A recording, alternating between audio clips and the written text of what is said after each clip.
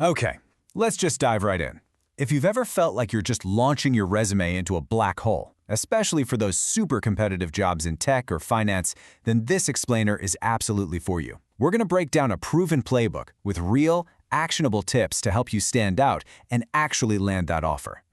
And we're kicking things off with this quote because, it just completely shatters a huge myth.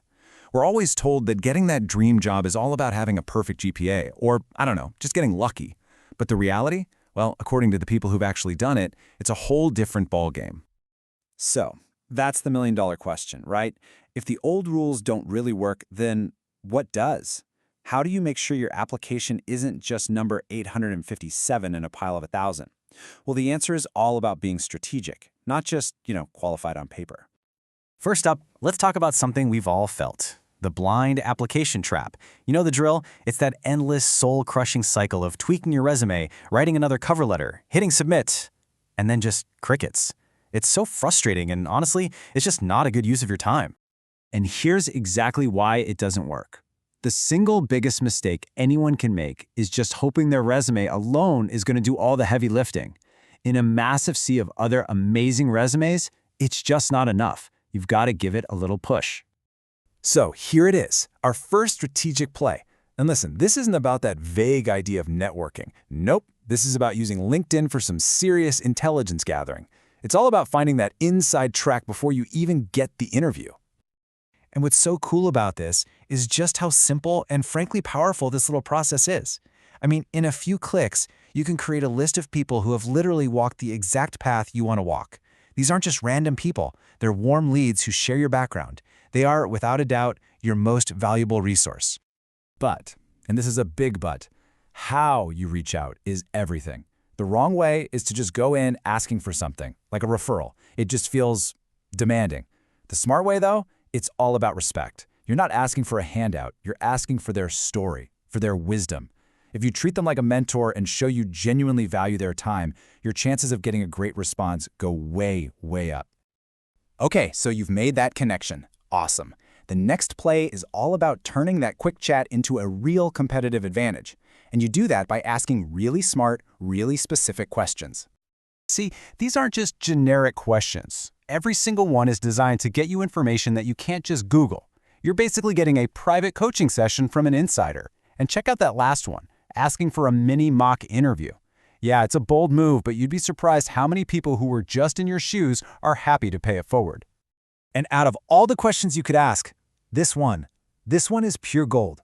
Why? Because it makes people think about their own experience, their mistakes, their wins. It gives you a level of insight you just can't find anywhere else. All right, on to play number 3.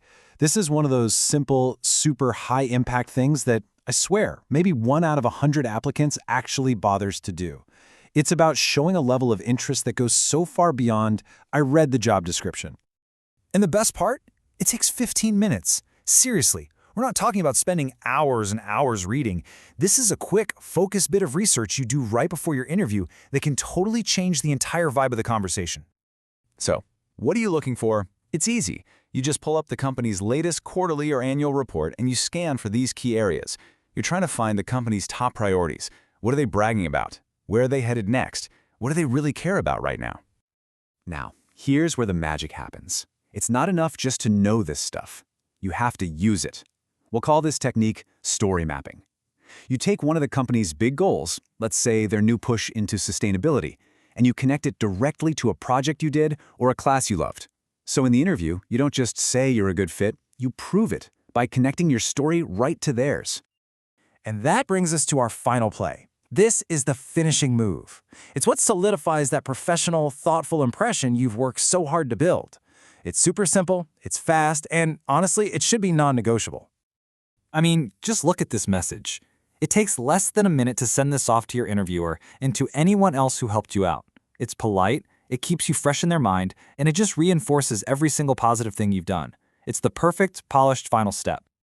So when you take all these plays and put them together, one single, really powerful idea starts to emerge. It's the whole philosophy behind this entire strategy.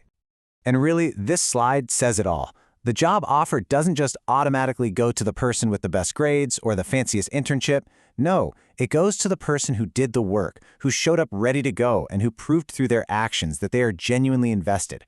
Preparation will beat raw talent almost every time. And that's where we'll leave it. That is the ultimate takeaway here. The job market can feel really daunting, but you have so much more control than you think. By following this playbook, you stop leaving things up to chance. You start creating your own luck by being the most prepared person they talk to. So the only question left is, are you ready to play the game a little differently?